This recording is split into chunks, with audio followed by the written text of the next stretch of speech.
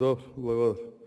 Почитувам председателя, работиме по 54-та седница, на која што 45-та точка е Предлог закон за изменување и дополнување на Законот за финансирање на единиците за локална самоуправа.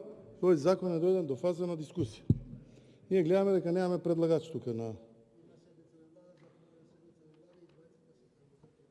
Добро, бидејќи некина за законот за акцизите, двајцата седеа овде, сега денес кога треба да имате представник тука, очигледно велите дека од 9 декември 21 година е седницава и 9-то продолжение.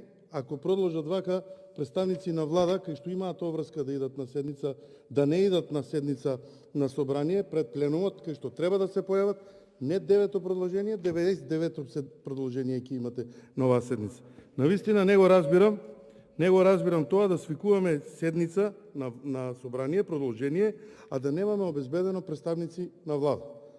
Затоа обвинувањата, кога ќе обвинувате опозицијата дека блокира, имајте го во предвид и овој дел, затоа што представници на владата не доаѓаат да бранат закони поднесени од влада. А и што дел од законите кои што сега од како се сменија состојбите во локалните самоуправи ги повлековте, сега и овие законски решенија кои што треба да дојдете да ги браните, не сте присутни. И после ќе барате процедурални и ќе обвинувате опозицијата дека не била присутна.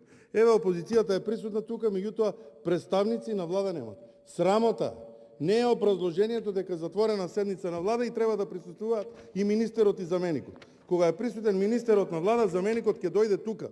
И приоритет е и министерот да дојде тука. Затоа што 120 пратеници тргнале од своите градови да присуствуваат на седница која што вие закажувате, а немате обезбедено представници на влада. Ви благодарам.